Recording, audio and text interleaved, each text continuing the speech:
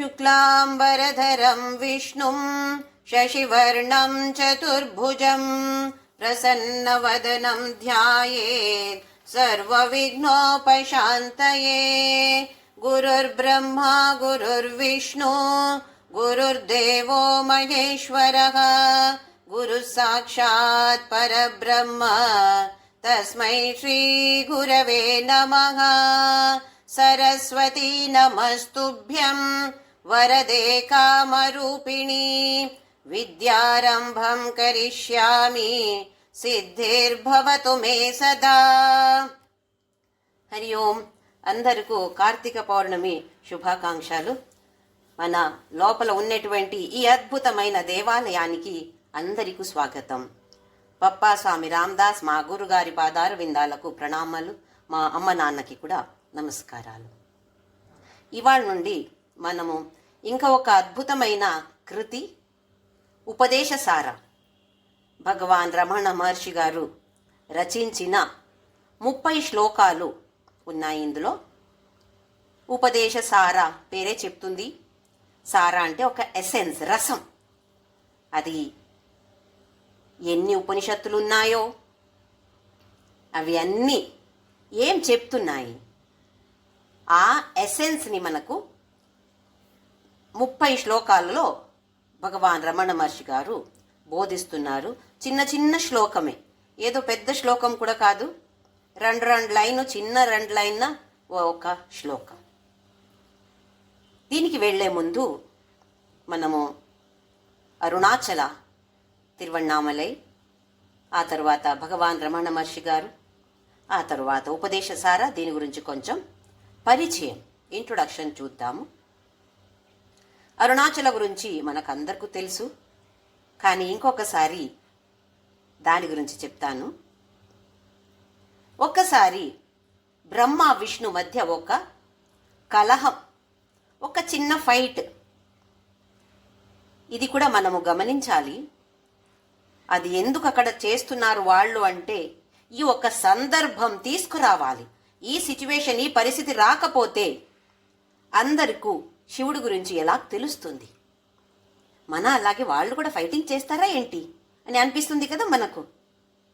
వాళ్ళేమో దేవతలు అంటాము, ఇంకా వాళ్ళు కూడా అలాగే చేస్తారా? అది చేసేది ఈ పరిస్థితి తీసుకురావడాని కోసం మాత్రమే. ఎవరు శ్రేష్ఠులు? బ్రహ్ముడు అంటాడు నేనే శ్రేష్ఠ అంటాడు, విష్ణు నువ్వు కాదురా నేను అంటాడు. అయితే వాళ్ళు ఇద్దరి మధ్య గొడవ అవుతుంది. శివుడి దగ్గర ఎవరో ఒక జడ్జి కావాలి కదా మనకు. ఒక డిసిషన్ తీసుకోవాలి, నిర్ధారం తీసుకోవాలంటే ఇంకా థర్డ్ పర్సన్ ఎవరో కావాలి. శివుడి దగ్గర వెళ్తారు, వెళ్ళి ఇలాగ అడుగుతారు. అయితే ఏమి ఉత్తరం ఇవ్వట్లేదు, కానీ ఒక మంచి నవ్వు నవ్వి చెప్తాడు శివుడు. అక్కడ ఒక వెలుతురుది స్తంభం కనపడుతుందా మీకు? ఒక తేజస్సుది స్తంభం కనపడుతుందా? ఇద్దరు చూశారు, హా కనపడుతుంది. ఇప్పుడు దీనికి ఆది ఎక్కడ, అంత ఎక్కడ?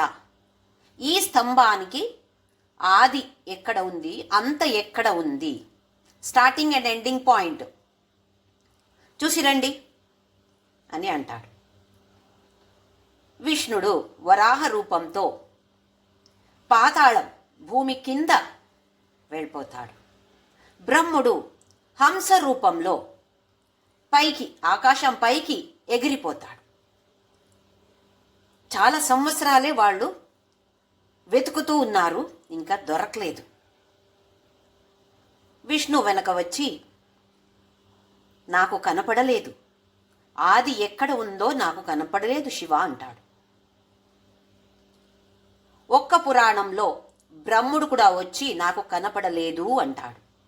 ఇంకా ఒక్క పురాణంలో కొంచెం తేడా ఉండొచ్చు, ఎన్నో సంవత్సరాల క్రితం జరిగిన పరిస్థితి కదా ఇది. ఇంకొక పురాణంలో బ్రహ్ముడు వచ్చి అబద్ధం ఆడతాడు. నేను చూశాను, అంత ఎక్కడ ఉందో చూశాను శివ అని అంటాడు. అయితే అది అబద్ధం అని శివుడికి తెలుసు. అప్పుడు బ్రహ్ముడికి 5 మొహాలు ఉండిందంట. ఒక్కటి తల తీసి పడేస్తాడు. ఏ మొహంతో అబద్ధం ఆడాడో ఆ ఒక్క తలని తీసి పడేస్తాడంట శివుడు. అయితే ఆ తర్వాత చతుర్ముఖ బ్రహ్మ. మనకిప్పుడు మనం ఏమంటామంటే చతుర్ముఖ బ్రహ్మ అంటాము. అంటే 4 మొహాలు, 4 మొహములు మాత్రమే ఉన్నాయి అంటే. తరువాత వాళ్ళకిద్దరికి తెలుస్తుంది ఈ తేజస్సు స్తంభ ఏంటంటే శివుడే, ఆది అంతరహిత ఈ తేజస్సు ఇది శివుడే అని. అదే స్తంభం ఈ కలియుగంలో అరుణాచల పర్వతంగా తమిళనాడులో ఉన్నటువంటి తిరువణ్ణామలలో ఉంది, కనపడుతుంది మనకు. అయితే ఎవరైనా భగవంతుడిని చూశారా, శివుడిని చూశారా అని ఎవరైనా అడిగితే అరుణాచలాన్ని ఎవరు చూశారో తప్పకుండా చెప్పొచ్చు, నేను శివుడిని చూశాను. ఏదో కలల్లో కాదు, ధ్యానం చేసినప్పుడు కాదు, ప్రత్యక్షంగా నా బాహ్య కళ్ళతో నేను చూశాను. అది ఎలా? అరుణాచల చూశాము అంటే శివుడి భౌతిక దేహాన్ని చూసినట్టే, అదే శివుడు అని అరుణాచల మాహాత్మ్యంలో చెప్తారు. మనమేమో ఒక గుడిలో ఒక శివలింగం ఉంటే దానికి ప్రదక్షిణ చేస్తాం. అయితే ఇక్కడ కూడా ఈ పర్వతమే శివుడు కదా. మన పంచభూతాలలో ప్రతి ఒక్క భూతానికి ఒక లింగం ఉంది. పంచభూతాలు మనకు తెలుసు: ఆకాశ, వాయు, అగ్ని, జల, పృథ్వీ. అయితే ఈ లింగం అగ్నిలింగం, తేజోలింగం, అగ్నిలింగం ఇది. అయితే దీనికి ఈ లింగానికి ప్రదక్షిణ చేయాలి, గిరి ప్రదక్షిణ అంటాం. గిరివలం 14 కిలోమీటర్స్ ఉన్నాయి. ఆ అరుణాచల మహాత్మ్యాన్ని పురాణం ఉంది, అందులో కూడా చెప్తున్నారు ఇది ఎంత శ్రేష్టమైన ఒక సేవ అని. భగవాన్ రమణ మహర్షి గారు కూడా ఆ పూజ చేయండి, ఈ పూజ చేయండి అని ఏమి చెప్పలేదు. కానీ అందరికీ చెప్పారు, గిరి ప్రదక్షిణ చెయ్యండి, అరుణాచల గిరి ప్రదక్షిణ చెయ్యండి. దానికి సోనగిరి అని కూడా పేరుంది. సోన అంటే మనకు తెలుసు బంగారం. అరుణగిరి, సోనగిరి ఇవి అన్ని పేర్లున్నాయి. దీనికి ప్రదక్షిణ రండి. 14 కిలోమీటర్స్ నడిచి వెళ్ళాలి, చెప్పలు వేసుకోకుండా వెళ్ళాలి. ఏదో చాలా హై షుగర్ అలాంటి వాళ్ళు, లేదా చెప్పలి లేకపోతే నడవలేరు అలాంటి వాళ్ళు చెప్పలు వేసుకొని వెళ్ళొచ్చు. లేదంటే చెప్పలు వేసుకోకుండా వెళ్ళాలి. అది కూడా మహర్షి గారు ఏం చెప్తారు అంటే, ఏదో చాలా వయసైంది లేదా ఏదో రోగాలు ఉన్నాయి నడవలేరు అంటే ఒక్క 4 అడుగులు వేయండి. ప్రతి ఒక్క అడుగు మీరు వేసినప్పుడు చాలా చాలా సాధనా పథంలో అభివృద్ధి పొందుతారు. ఒక్క అడుగు మంచి మనస్సుతో. మనం ఎక్కడ ప్రదక్షిణ చేస్తే ఎలా చేస్తాము? అక్కడ వాళ్ళు వెళ్తున్నారు, ఎలాంటి చీర కట్టుకున్నారు, ఎలాంటి డ్రెస్ వేసుకున్నారు, ఓహో నెక్స్ట్ టైం నేను కూడా ఇలాంటిదే కొనాలి, అలాంటి భావనతో కాదు. అంటే లౌకిక విషయాన్ని అక్కడ వదిలేసి ఒక్క అడుగు అరుణాచల అరుణాచల అని ఆయన్ని తలుచుకొని వెళ్తే సాధకులకి చాలా చాలా మంచిది అంటారు. కాశీకి వెళ్ళి మరణిస్తే మోక్ష అంటారు. కానీ అది ఎవరికి తెలుసు? అక్కడ వెళ్ళి మరణం మనకు అక్కడ వస్తుందా ఎక్కడ వస్తుందో మనకేం తెలియదు కదా. కానీ ఈ అరుణాచల గురించి ఒక్కసారి తలుచుకుంటే చాలంట మోక్షం గ్యారెంటీ అన్నారు. తలుచుకున్నప్పుడు ఆ భావనతో చెయ్యాలి. స్మరణ ఎలా చెయ్యాలి? అరుణాచల అరుణాచల అని నోటితో చెప్పి మనస్సులో వేరేమన్నా భావన ఉంటే అది పనికి వస్తుంది. కానీ ఏదో ఒక 5% 2% అలా ఉండొచ్చు. 100% మనకి పనికి రావాలి అంటే అలాంటి భావన, ఆ అరుణాచల ఇక్కడ శివుడే ఉన్నాడు అది తెలుసుకోవాలి. అది ఊహించడం కాదు, తెలుసుకోవాలి. ఇదే అరుణాచలుడే, ఈ పర్వతమే శివుడు. లేకపోతే ఏమి, అయ్యో ఇది ఒక పర్వతం ఏముంది ఇందులో, వేరే ఎన్నో చోట పర్వతం చూశాను.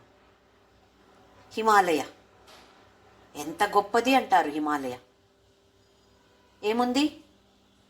శివుడి గృహం అది. శివుడు అక్కడ ఉంటాడు అంతే కదా.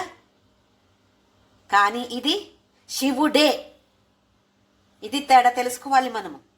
శివుడు ఉన్నటువంటి ఇల్లు కైలాసం అయితే అరుణాచల అనేది శివుడే. అయితే మనకందరికీ శివుడిని చూడాలి, శివుడిని పొందాలి.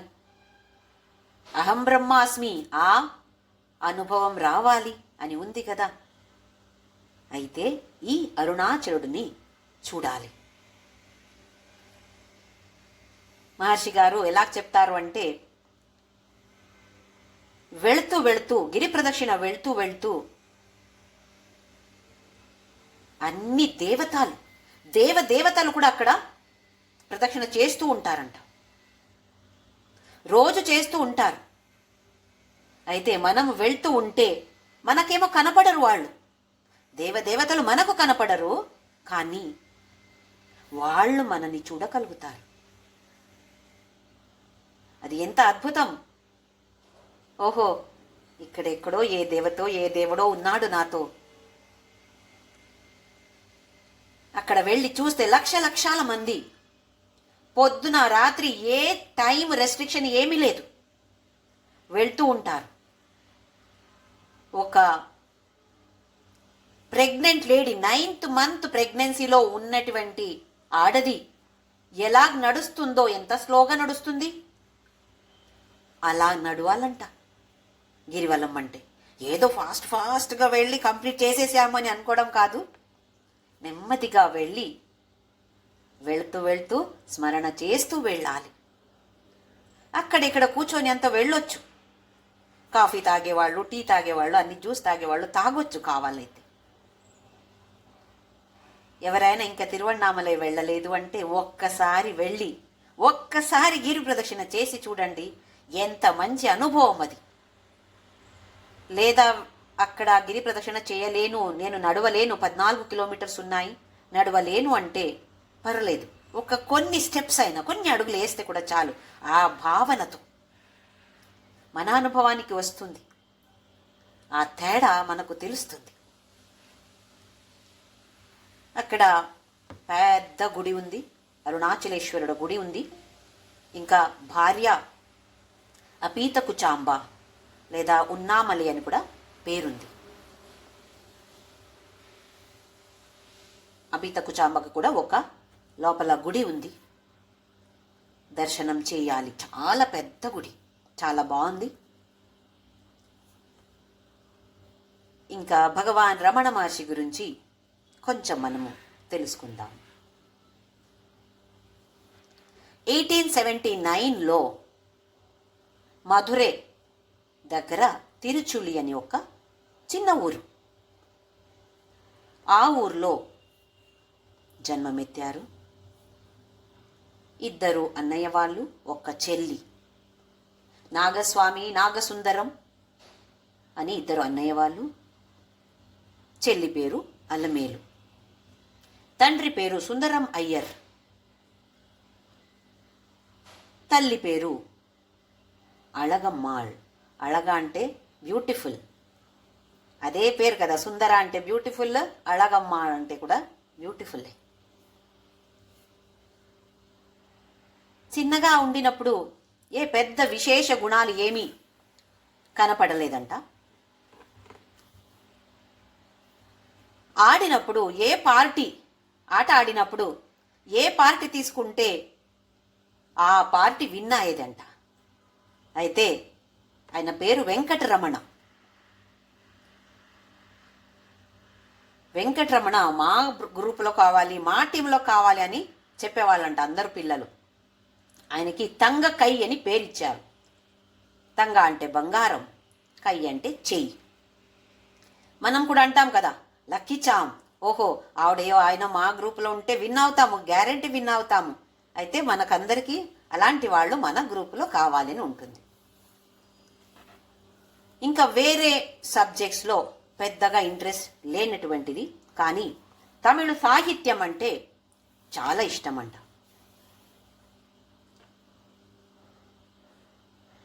ఆ ఊర్లో, తిరుచులి అనే ఊర్లో ఇంగ్లీష్ మీడియం స్కూల్ లేకపోయేది. కానీ తండ్రికి ఎలా ఉండింది అంటే, సుందరమయ్యర్ అతను ఒక లాయర్, పిల్లలు ఇంగ్లీష్ కూడా నేర్చుకోవాలి అని ఉండింది. అయితే బాబాయ్ దగ్గర పంపిస్తారు. బాబాయ్ దగ్గర వెళ్ళి ఆయన దిండిగల్లు అప్పుడు ఉన్నవారు. ఆ తర్వాత అక్కడి నుండి మధురైకి ట్రాన్స్ఫర్ అవుతుంది బాబాయ్కి. ఒక్క అన్నయ్య ఇంకా ఈ వెంకటరమణ, వీళ్ళిద్దరూ కూడా మధురైలో చదువుతారు. 12వ సంవత్సరం అయినప్పుడు తండ్రి చనిపోతారు. తరువాత ఒక్కరోజు ఒక మరణం, చావు వచ్చినట్టు ఒక అనుభవం అయింది. నేను చనిపోతాను. అప్పుడు భయపడలేదు, కానీ అక్కడ కింద పడుకొని చావు అంటే ఏంటి, చావు వచ్చేది ఎవరికి, మరణం అంటే ఎవరికి వచ్చేది, ఈ దేహానికి వచ్చేదా, లేదా ఇక్కడ ఒక శక్తి ఉంది దానికి వస్తుందా? ఓహో, దేహం మాత్రం, మరణం అంటే దేహం నాశమైపోతుంది, ఆ శక్తి అది ఎల్లప్పుడూ ఉంటుంది. ఇది నేను, ఈ దేహం నేను కాదు అని ఆ జ్ఞానం అక్కడ ఆ ఒక్క అనుభవాలతో అది వస్తుంది. ఆ రోజు నుండి లౌకిక విషయంలో ఆసక్తి తగ్గిపోయింది. ఎక్కడ అంటే అక్కడ కూర్చొని సమాధి స్థితికి కళ్ళు మూసుకొని ఊరికే కూర్చోవడం, తినడానికి ఇంట్రెస్ట్ లేదు, ఆడటానికి ఇంట్రెస్ట్ లేదు, మాట్లాడటానికి ఇంట్రెస్ట్ లేదు.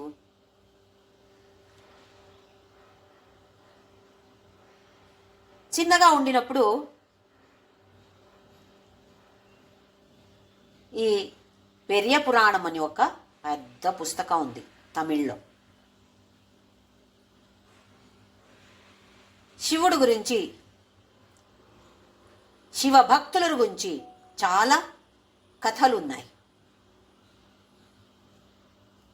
అప్పుడు అనుకునేవారంట, ఏదో ఒక్కసారి ఎవరో అరుణాచల ఏదో చెప్పినట్టు గుర్తు, కానీ అరుణాచల్ అంటే ఒక ప్లేస్ అని తెలియలేదు.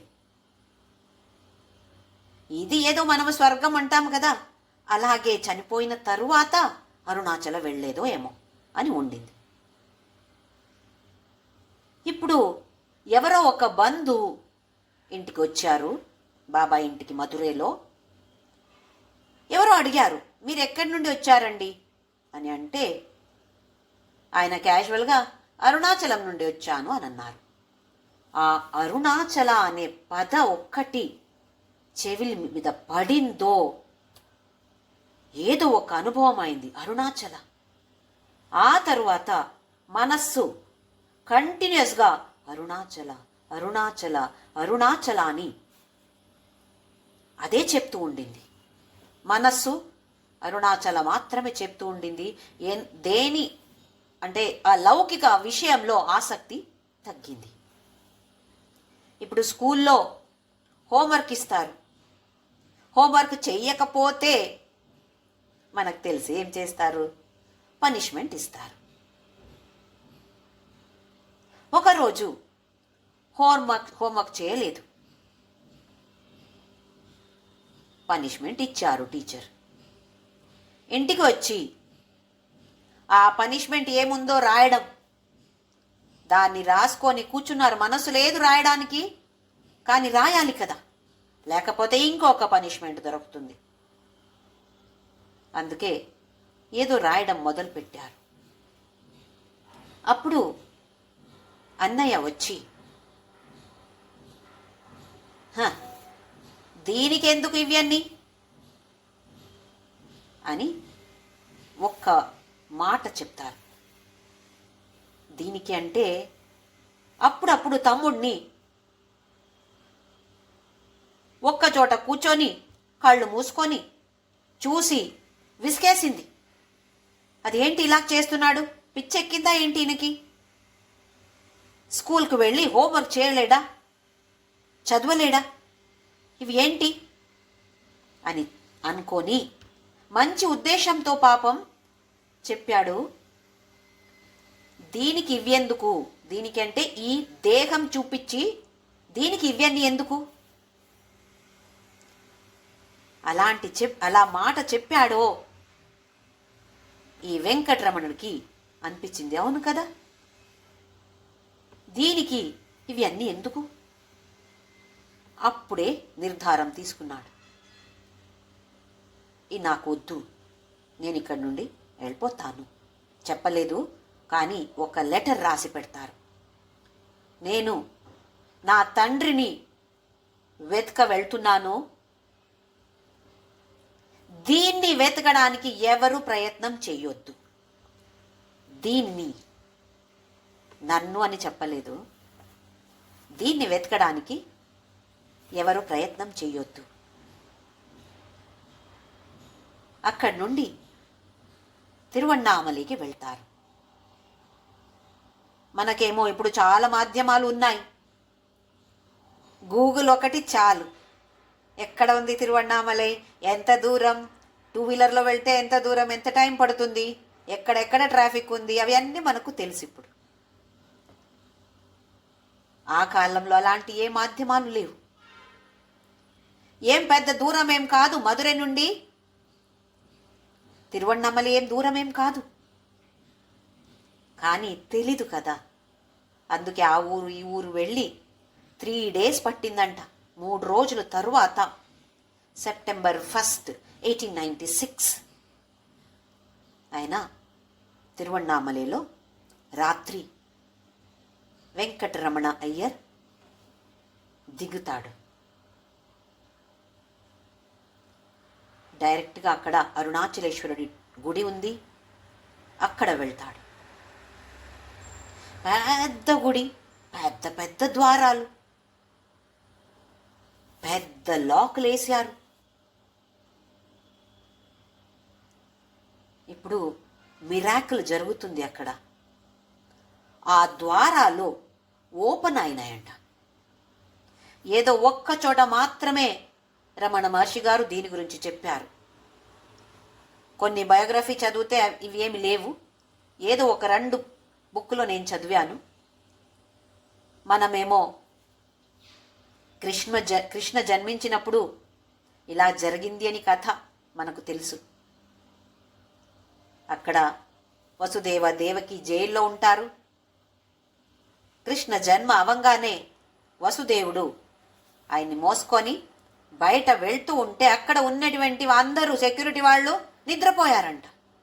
ఎన్నో గేట్లు ఉండింది, ఎన్నో లాక్ ఉండింది, అన్నీ ఆటోమేటిక్గా ఓపెన్ అయింది. ఇవి కథ మనకు తెలుసు. ఇది ఇక్కడ అలాగే జరిగింది. అన్ని ద్వారాలు తెరిచి లోపల గర్భగృహ కూడా, దానికి కూడా పెద్ద లాక్ వేసి ఉంటారు, అది కూడా ఓపెన్ అయిందంట.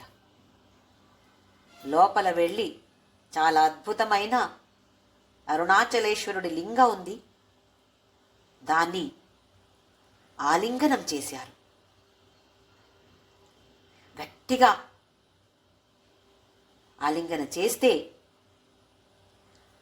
ఆ ఒక్క చావు ఒక ఎక్స్పీరియన్స్ అయింది కదా, అప్పుడు నుండి ఏదో ఒక వేడి వేడి దేహమంతా ఒక వేడిగా ఫీల్ అయ్యేదంట. ఎప్పుడు ఈ ఆలింగనం చేశారో అప్పుడు దేహమంతా చాలా చల్లగా అలాంటి ఒక అనుభవం అయిందంట వెంకటరమణ అయ్యర్కి. ఆ తరువాత అదే ఫస్ట్ అదే లాస్ట్ లోపల వెళ్ళి ఆ అరుణాచలేశ్వరుడి లింగాన్ని చూసి నేనే అరుణాచలేశ్వరుడు అని ఆ భావన వచ్చింది. బయటకి వచ్చి ఇది ఎప్పుడు 1896లో ఆయనకి 16 వయసు. మనకు 16 వయసు పిల్లలు ఉంటే చిన్న పిల్లలు కదా, 10th స్టాండర్డో 11th స్టాండర్డో ఉండో ఆ స్టేజ్ చిన్న పిల్లలే కదా. ఆ వయసులో ఆ జ్ఞానం పొంది అక్కడ గుడిలో వచ్చి అక్కడ ఒక చిన్న చెరువు ఉంది. ఆ చెరువులో షర్టు చడ్డీ అన్ని తీసి పడేసి అక్కడ యజ్ఞోపవీతం ఉండింది, జనివారం అంటాము, దాన్ని కూడా తీసి ఆ నీళ్లలో పడేసి దీనికెందుకు ఇవి అన్ని, ఒట్టి ఒక కౌపీన మాత్రమే. లాస్ట్ వరకు కౌపీనం తప్ప ఒక చిన్న టవల్ అలాంటిది ఒక్కొక్కసారి కవర్ చేసేవారు అంతే. షర్ట్ వేసుకోలేదు, చప్పలి వేసుకోలేదు. లాస్ట్ వరకు 1950లో సమాధి పొందుతారు. అప్పుడు వరకు కూడా అలాంటి ఒక కౌపీనధారి మాత్రమే. అదే గుడిలో కూర్చొని తపస్సు చేశారు. 16 వయసు. ఒక చిన్న అబ్బాయి ఒక కౌపీనం ధరించి కళ్ళు మూసుకొని కూర్చున్నాడు అంటే చూసే వాళ్ళకి ఎలాగుంటుంది? పిల్లలు వచ్చి రాయి వేయడము, ఏదో కొంచెం ట్రబుల్ చేస్తారు చూడండి, ఎవరైనా అలా చేస్తారు చిన్న పిల్లలు. అలా చేస్తే కూడా ఏమీ తెలియలేదు.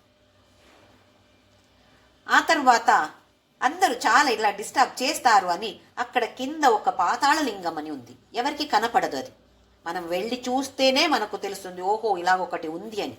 ఇప్పుడు బాగా దాన్ని డెవలప్ చేశారు. అక్కడ వెళ్ళి కూర్చొని తపస్సు చేశారు. తపస్సు అంటే కళ్ళు మూసుకొని సమాధి స్థితి అంతే. భోజనం లేదు, నిద్ర లేదు, ఏమీ లేదు. ఎవరు ఏం చేస్తున్నారో ఏమీ తెలీదు. అయితే కొన్ని క్రిమికీటాలు అంటాం కదా, అవి వచ్చి కాళ్ళు అవి అన్నీ తిన్నాయంట, తినేసాయి, కాళ్ళు పీసే పోయింది, అది కూడా తెలియలేదు. అక్కడ లోకల్గా ఉన్నటువంటి ఒక మహానుభావుడు సంతుడు శేషాద్రి స్వామిగల్ అని ఆయన వచ్చి చూసి, ఓహో ఇది సామాన్య వ్యక్తి కాదు, సామాన్య బాలకుడు కాదు, ఇదేదో మహాన్ ఆత్మ ఇది అని అనుకొని ఆయనకి కొంచెం ప్రొటెక్షన్ అంతా చేసి పెట్టారంట. ఇంకా ఎవరో కొంచెం ఏదో ఆహారం తీసుకువచ్చి నోట్లో పెట్టడం,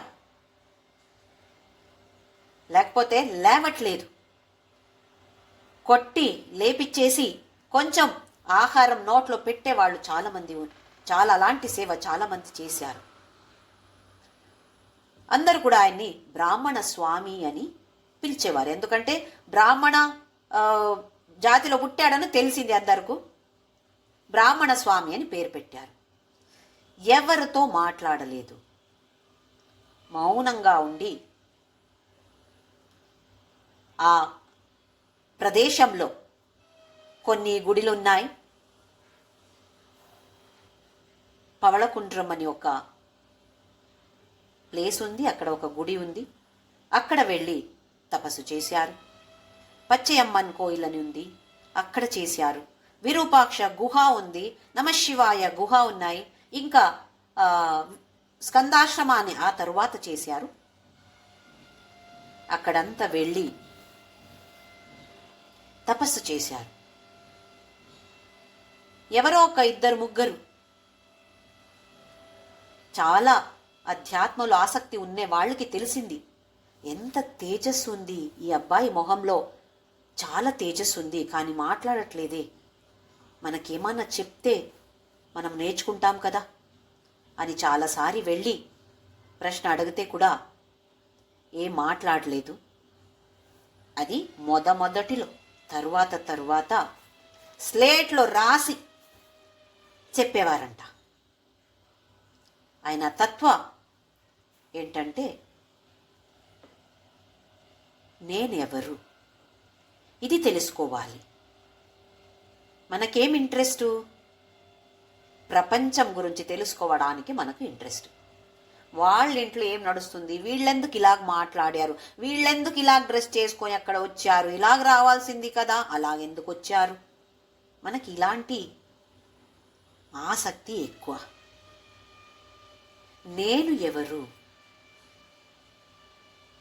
ఎప్పుడైనా మనం ప్రశ్న అడుగుతామా? నేనెవరంటే నేను జ్యోతి, ఇలాంటి ఉత్తరం ఇస్తాం. కానీ ఇంకా డీప్గా వెళ్ళి నేను ఎవరు ఇది తెలుసుకోవాలి. ఇదే పెద్ద తపస్.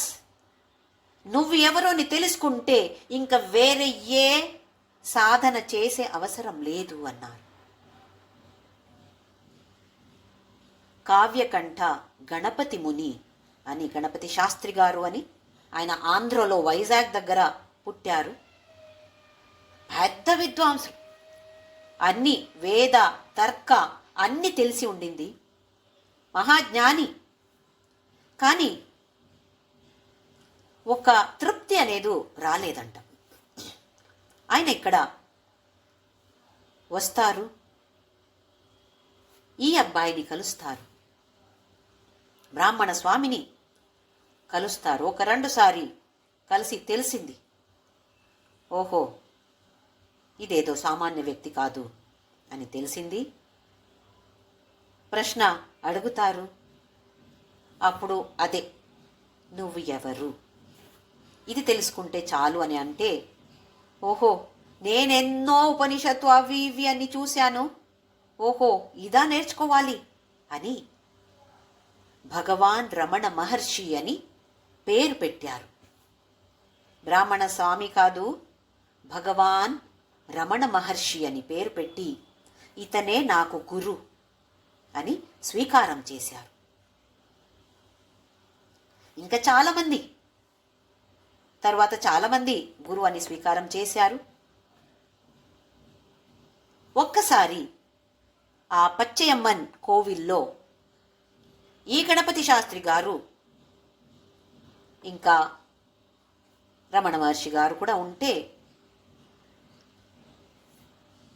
ఈ గణపతి శాస్త్రి గారు చూస్తారు, సూర్య కిరణ 6 సారి వచ్చి ఇక్కడ మహర్షి గారి ఆ 4 హెడ్ ఉంటుంది కదా, అక్కడ భస్మం మనం బొట్టు పెట్టుకుంటాం కదా, ఆజ్ఞాచక్ర అక్కడ లోపల వెళ్ళేది చూశారంట.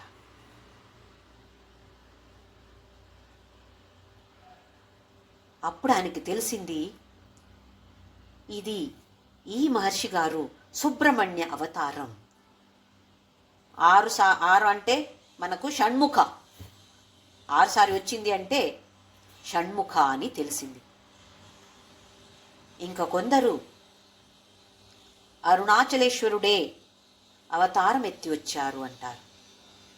ఇంకా కొందరు దక్షిణామూర్తి, శివుడి ఒక రూపం దక్షిణామూర్తి. సనక సనందన సనత్సుజాత అని 4 బ్రహ్ముడు మానసపుత్రులు శివుడి దగ్గర వెళ్ళి ఏదో సంశయం అడిగితే ఆయన ఈ దక్షిణామూర్తి రూపంలో ఏమి మాట్లాడకుండా జ్ఞానం ఇస్తారంట. మాటలు లేవక్కడ, మౌనంతో జ్ఞానాన్ని ఇచ్చిన దక్షిణామూర్తియే ఈ భగవాన్ రమణ మహర్షి అని చాలామంది అంటారు. భగవాన్ అంటే మనకు తెలుసు, భగవంతుడే.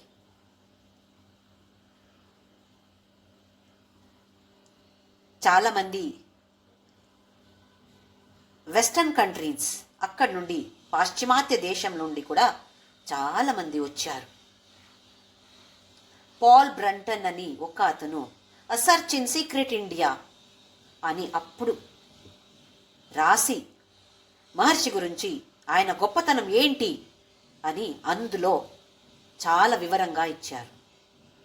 దాన్ని చదివిన వాళ్ళు అక్కడి నుండి అందరూ ఫారినర్స్ చాలామంది ఆ సమయంలో చాలామంది వచ్చారు, ఇప్పుడు కూడా వస్తూ ఉంటారు.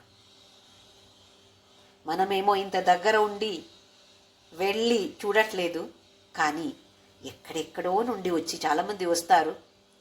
ఒక ఇద్దరు మాట్లాడితే నాతో చెప్పారు, మీరెంత అదృష్టవంతుడండి, ఇండియాలో ఉన్నారు మీరు, ఇక్కడే ఉండొచ్చు, తిరువన్నమాలలో ఉండొచ్చు, కానీ మాకు అలా కాదు అని అంటే, అవునవును మేము మా ఇంట్లో బిజీగా ఉన్నాము, ఎక్కడ తిరువన్నామలకి వస్తాము అని.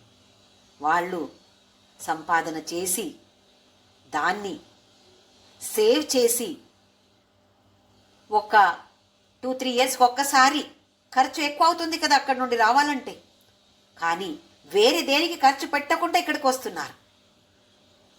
అయితే మనం కూడా ఎంత వీలవుతుందో అంత వెళ్ళకపోతే కూడా ఆయన గురించి మనము తలుచుకోవచ్చు. ఇంకా చాలా కృతిలో రచించారు, ఎక్కువ తమిళ్లో చేశారు. అందులో అరుణాచల శివుడు గురించి రచన చేశారు. తమిళ్లో చేసి తరువాత సంస్కృత, మలయాళం, తెలుగులో కూడా చేశారు. బాగా తెలుగు మాట్లాడేవారు. ఈ ఉపదేశసార ఎలా వచ్చింది అంటే, మురుగనార్ అని ఆయన కూడా పెద్ద విద్వాంసుడు. ఈ శివపురాణంలో వచ్చే కొన్ని సందర్భాన్ని తమిళ్లో పద్య రూపంలో రాస్తూ ఉన్నారు. ఆ ఒక్క సందర్భం ఏంటి అంటే, కొందరు ఋషి మునిలో పెద్ద యజ్ఞ యాగ ఏదో మొదలు పెట్టారు. అందరూ వాళ్ళ భార్యలతో కూర్చొని చేస్తూ ఉన్నారు. వాళ్ళకి ఎలా ఉండింది మనస్సు భావన ఎలాగంటే, ఈ వేదాల్లో ఉన్నటువంటి కర్మకాండ అది చేస్తే మాత్రమే మోక్ష అని ఒక కల్పన ఉండింది వాళ్ళకి. అయితే వాళ్ళకి కరెక్ట్ బోధన ఇవ్వాలి అని శివుడు ఒక ప్లాన్ చేశాడు. వాళ్ళు మొదలు పెడుతూ ఉంటే అక్కడ విష్ణు విశ్వమోహిని రూపంలో, అద్భుతమైన స్త్రీ రూపంలో, చాలా అందంగా ఉన్నటువంటి స్త్రీ రూపంలో అక్కడ కనపడుతుంది. దాన్ని చూసి ఈ ఋషిమునులందరూ ఈ విశ్వమోహిని వెనక వెళ్ళిపోతారు. ఇవి అన్ని వదిలేసి ఇవన్నీ మర్చిపోయి విశ్వమోహిని వెనక వెళ్ళిపోతారు.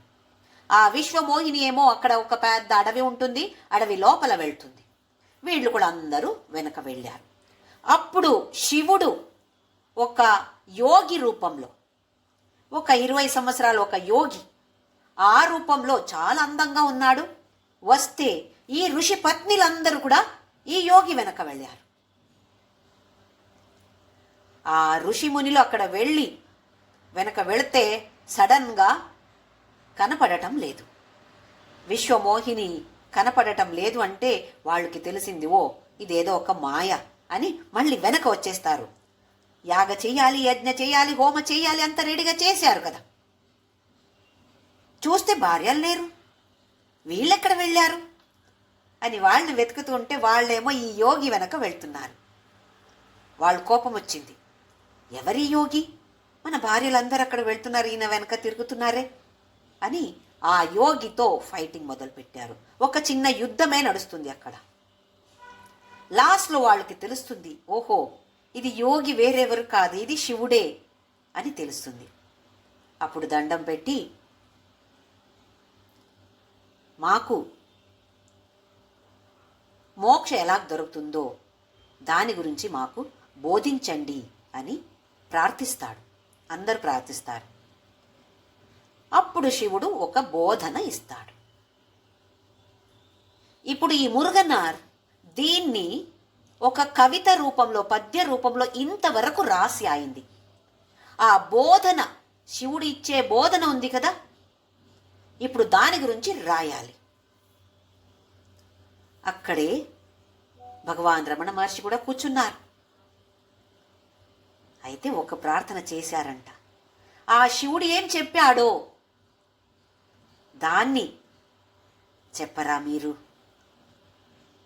అని కోరిక ముందు పెడితే నవ్వి గడగడగడగడ అని చెప్పేశారంట. అది తమిళ్లో చెప్పారు, ఉపదేశం ఉండియారని. ఆ తరువాత దాన్ని సంస్కృత, తెలుగు, మలయాళానికి మహర్షి గారే ట్రాన్స్లేట్ చేసి అనువాదం చేశారు. అయితే మనము చదవపోయేది సంస్కృతంలో ఉన్నటువంటి 30 శ్లోకాలు ఉన్నాయి. దీన్ని సుప్రతిష్ఠ అనే ఒక ఛందస్. ఇప్పుడు మనము విష్ణు సహస్రనామ, లలిత సహస్రనామ, భగవద్గీత ఇవన్నీ చదువుతాము. దాని ఛందస్సు అనుష్టుప్, మనం పాడతాం కదా అనుష్టుప్ ఛందః అని చెప్తాం కదా, ఆ ఛందస్ ఏది? అనుష్టుప్ ఛందస్. అక్కడ ఇక్కడ ఈ ఉపదేశ సారం రాసినప్పుడు సుప్రతిష్ఠ అని ఛందస్ దానికి. అందులో ఒక మీటర్ అంటే ఎన్ని అక్షరాలు ఉండాలి, దానికి ఒక సిస్టమ్, పద్ధతి ఉంది. అలాగే మనకు కావాల్సినట్టు మనం రాయలేము. గ్రామర్లో ఒక పద్ధతి ఉంది, మనము దాని ప్రకారం వెళ్ళాలి. 30 శ్లోకాలు రాశారు. ఏముంది ఇందులో అంటే, మనకు మన గురి, లక్ష్యం ఏంటి? ఏదో ఒక లక్ష్యం ఉండాలి కదా. జీవితం ఏదో ఊరికే జీవించడం కాదు, ఒక లక్ష్యం ఉండాలి. ఆ లక్ష్యం ఏంటి? చేసే సాధనాలు, ఏ సాధనాలు మనము చేయొచ్చు లేదా చెయ్యాలి. సాధనాలు చేస్తూ చేస్తూ ఎన్నో ట్రబుల్స్ వస్తాయి మనకు. దాని గురించి కూడా, దానికి పరిహారం ఏంటి, ఏం చెయ్యాలి,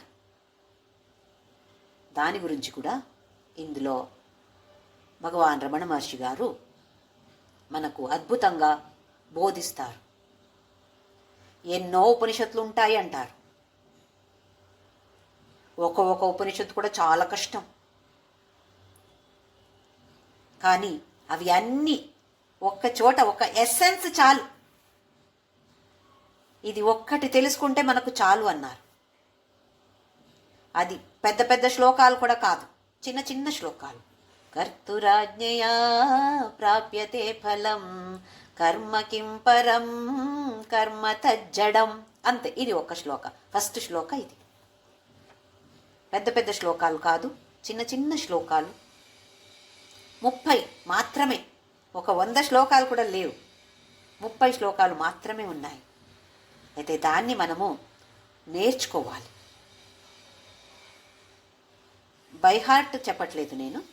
దాని తత్వం ఏంటి, ఏ బోధన ఇస్తున్నారు, మనం దాన్ని నేర్చుకొని మన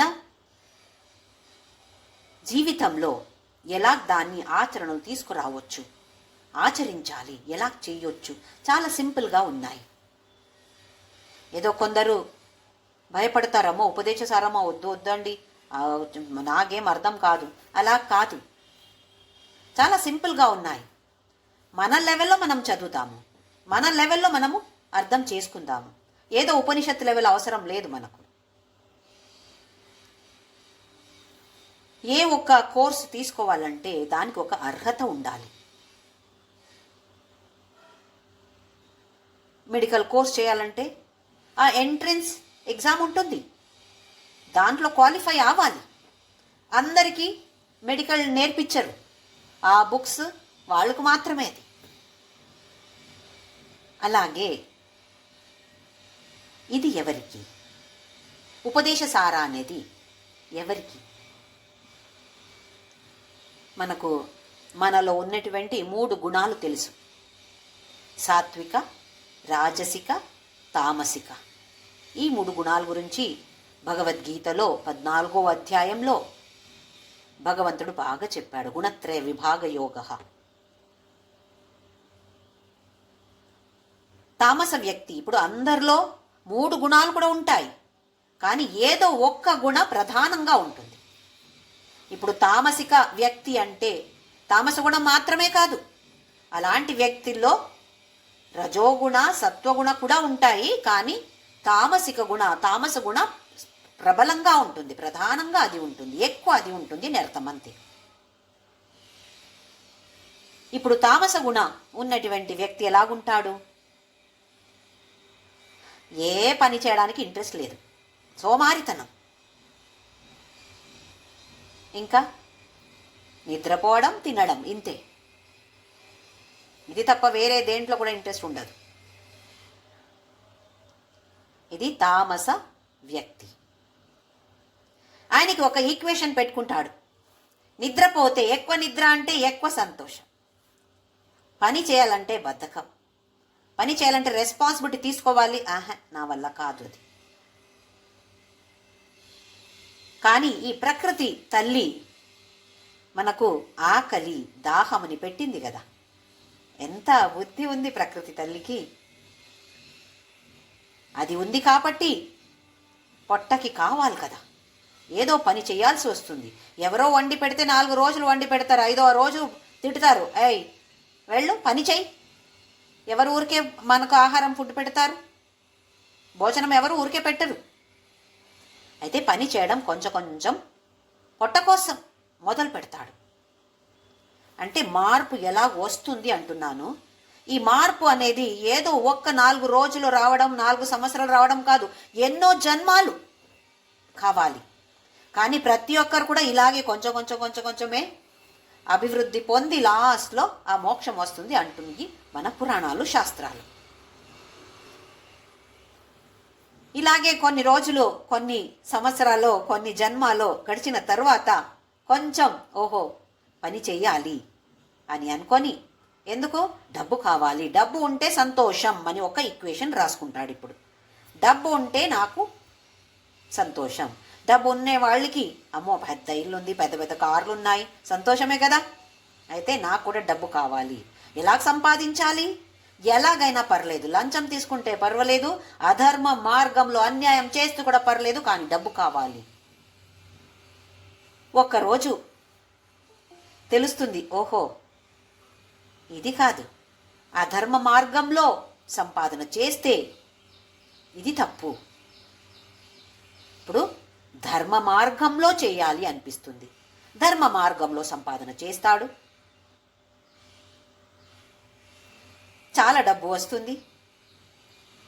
మొదటిలో సంతోషంగా ఉంటాడు, తర్వాత ఏదో తక్కువ ఉంది, ఒక తృప్తి అనేది రావట్లేదు.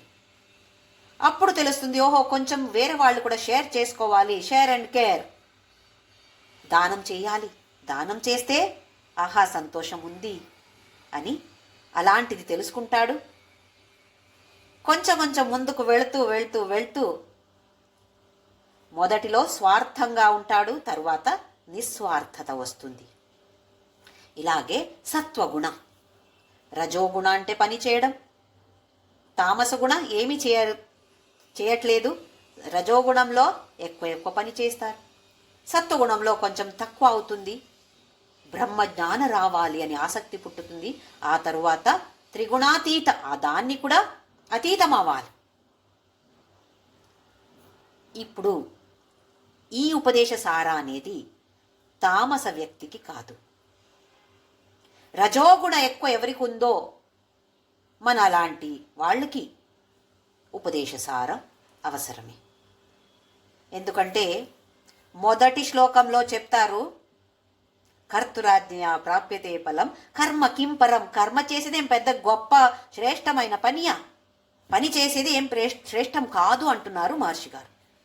తామస వ్యక్తి ఫస్ట్ ఆఫ్ ఆల్ పని చేయట్లేదు, ఇంకా వెళ్ళి పని చేయొద్దు అంటే ఎంత సంతోషం ఆయనకి. మహర్షి గారే చెప్పారు కదా చేయొద్దు అని. ఆ లెవెల్లో అలాగే అర్థమవుతుంది కదా. స్వామి వివేకానంద గారు ఒక్కసారి చెప్పారంట, భగవద్గీత చదివితే మోక్షం పొందలేరు, మోక్షం రాదు, దొరకదు. మరి గ్రౌండ్కి వచ్చి ఫుట్బాల్ ఆడండి, మసిల్స్ బిల్డప్ చేసుకోండి, మోక్షం వస్తుంది అన్నారంట. హై, ఇదేంటి అని అనిపిస్తుంది కదా. కానీ తామస వ్యక్తి ఎవరు? ఆడియన్స్ అక్కడ ఎవరో సంతులకి అది చెప్పలేదు. తామస ప్రపంచంలో ముంగిపోయారు. అలాంటి వాళ్ళకి లేపించాలి కదా. అప్పుడు ఆడండి అంటే ఓహో అందులో ఇంట్రెస్ట్ వస్తుంది, అప్పుడు వస్తారు. ఇందులో ఒక్కసారి పడ్డారా తరువాత ఇంక ముందుకు వెళ్ళాలి అనిపిస్తుంది. అయితే ఆడియన్స్ ఎవరు? ఇక్కడ కూడా అర్హత ఎవరికి ఉంది ఇది నేర్చుకోవడానికంటే? తామస వ్యక్తికి కాదు, రజోగుణ లేదా సత్వగుణ ఉన్న వాళ్ళకి కూడా ఎవరికైనా పర్లేదు. కానీ తామస వ్యక్తికి ఈ ఉపదేశ సారం చెప్పకూడదు. ఇది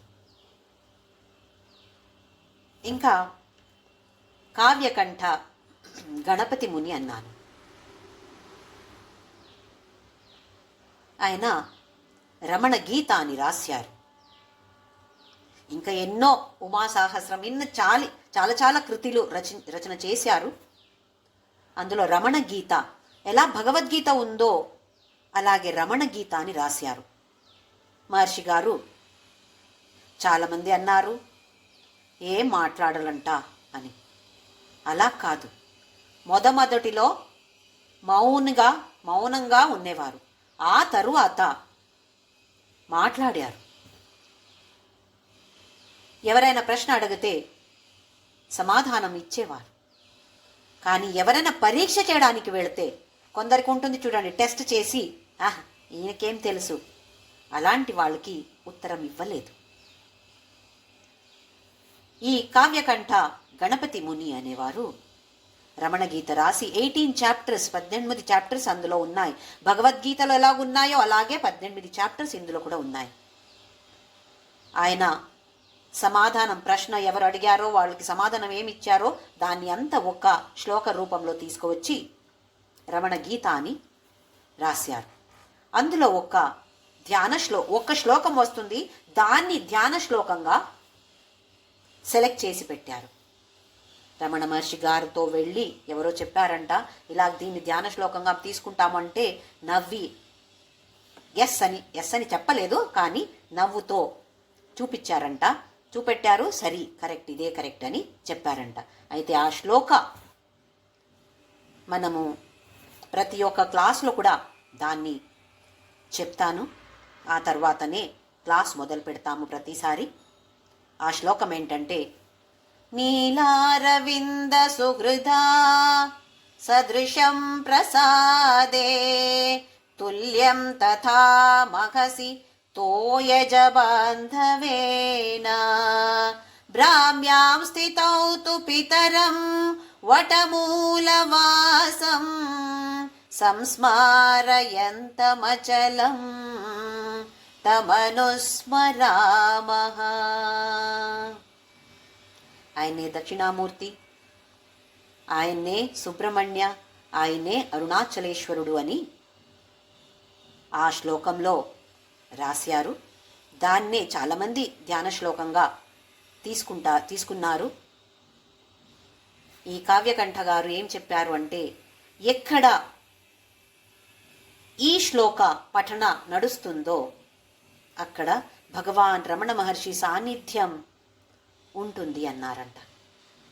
అది కూడా మహర్షి గారితో వెళ్ళి చెప్తే దానికి కూడా నవ్వారంట.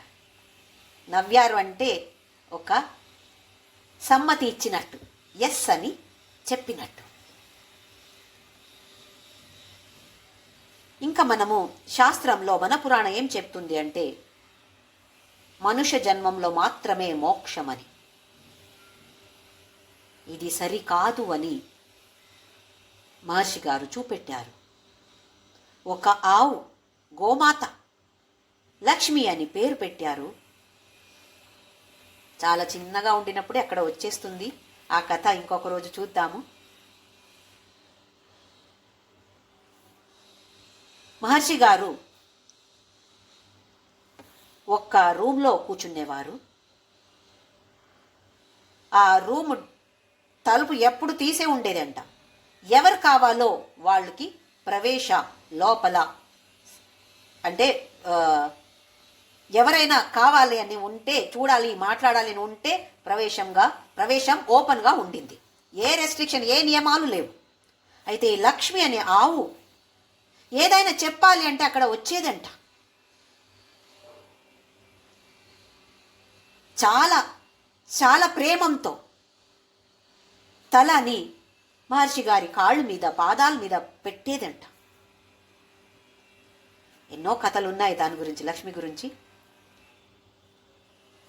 లాస్ట్లో చనిపోయే సమయంలో మహర్షి గారు వచ్చి తన మీద చేయి పెట్టి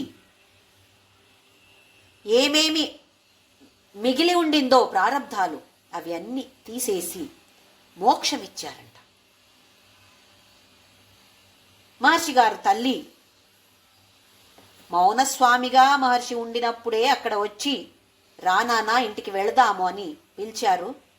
నేను చూసుకుంటాను నిన్ను, ఎందుకంటే ఒక కౌపీన ధరించి ఏ ఆహారం లేకుండా నా కొడుకు ఇలా ఉన్నాడంటే ఎంత సంకటం అది.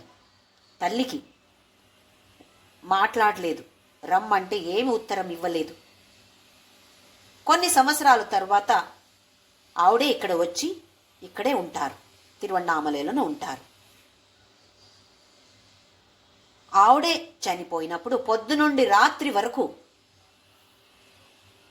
తనుతోనే ఉండి ఒక్క చెయ్యి తల మీద, ఇంకొక చెయ్యి వక్షస్థల మీద పెట్టి మోక్షమిచ్చారంట. శంకరాచార్యులు కూడా తల్లి ఆర్యాంబాకి మోక్షమిచ్చారు అంటారు. అలాగే భగవాన్ రమణ మహర్షి కూడా తల్లికు మోక్షమిచ్చారు. అలాగే గోమాతకి కూడా మోక్షమిచ్చారు.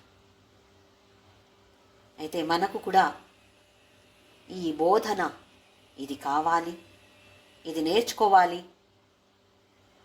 మనం ఏమేం వింటామో, ఏమేం నేర్చుకుంటామో అది సరిగా అర్థం అవ్వాలి మనకు.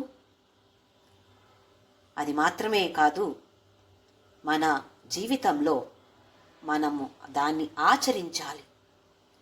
ఇలాంటి అనుగ్రహ మనకు కావాలి అని మనము ప్రార్థన చేసుకుంటాము. అరుణాచల శివ, అలాగే ఇంకొక రూపంలో అరుణాచల శివుడే వచ్చాడు, భగవాన్ మహర్షి రమణ మహర్షి రూపంలో. వాళ్ళిద్దరికీ కూడా మన నమస్కారాలు. అరుణాచల శివ, అరుణాచల శివ, అరుణాచల శివ, అరుణాచల, అరుణాచల శివ, అరుణాచల శివ, అరుణాచల శివ, అరుణాచల, అరుణాచల శివ, అరుణాచల శివ, అరుణాచల శివ, అరుణాచల, అరుణాచల శివ, అరుణాచల శివ, అరుణాచల శివ, అరుణాచల.